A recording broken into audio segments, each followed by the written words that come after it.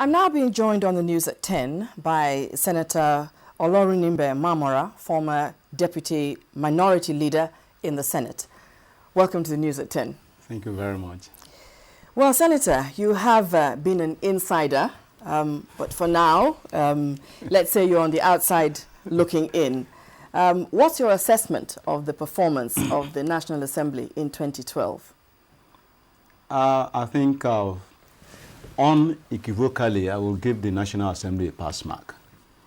I think the National Assembly has done fairly well in 2012 because you want to look at performance within the ambit of expectations of the people.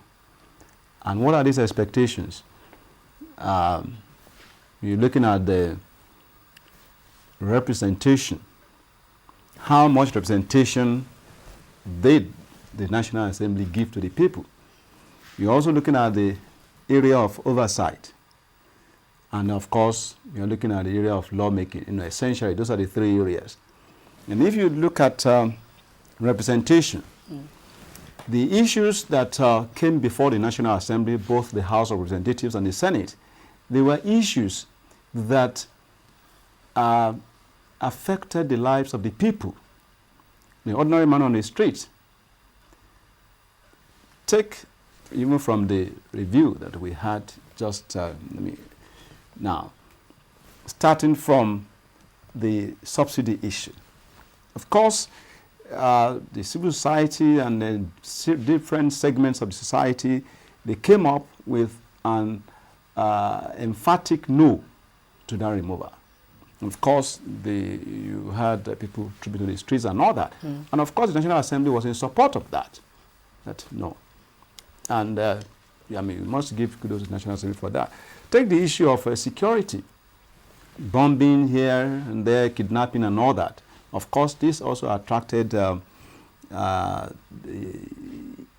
attention of the National Assembly in both houses. The issues were discussed. In fact, I still remember that even in the House of Representatives, it was so bad that there was an attempt to summon, so to speak, Mr. President, on that issue. But it's just a measure of concern, because the situation was really getting out of hand. If you look at the issue of the stock market or whatever, where people lost a lot of money and all that, hard-earned money lost by people. Of course, it attracted the attention, and then the issue was there. Of course, talk about infrastructure, road infrastructure, electricity. Of course, not to talk of the problem in the aviation sector, incessant air crashes and all that. These are people that, these are things that really affected the people, and I must say that the National Assembly did well in that regard in terms of representation. But Senator, you know that several Nigerians actually see the National Assembly as a body that perhaps cannot really be trusted. There are things that we can't ignore. We can't ignore Farouk Lawan and $620,000. We can't ignore Herman Hembe either. The sum may have been much smaller, but the principle remains the same. Well, I'm happy that you use the word perception. Perception is not reality. But I do agree that by and large, people hold on to perception. So, to the extent that some of these issues are yet to be fully resolved, some, like in the case of Hembe, I think it's still before the court, and to that extent it's sub judice. We can't even discuss about that if it's before the court. That of Lawan, of course, is also an allegation that is yet to be proved.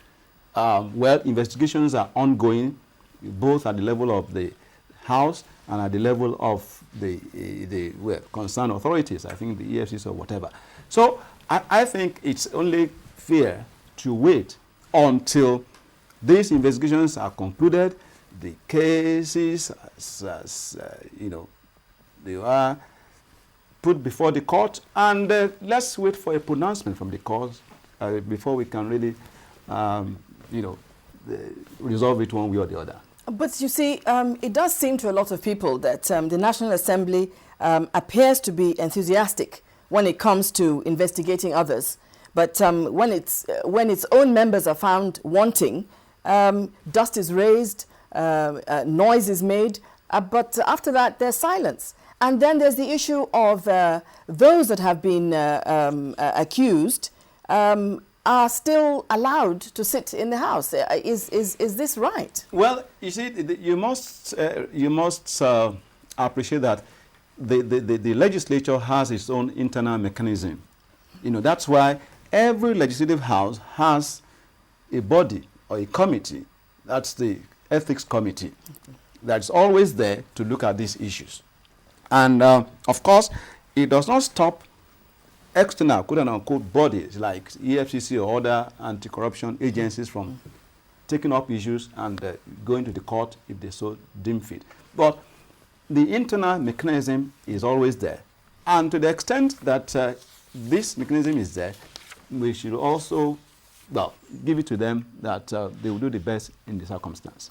All right, well, let's quickly look at the relationship between the executive and the legislature. Is it a healthy one?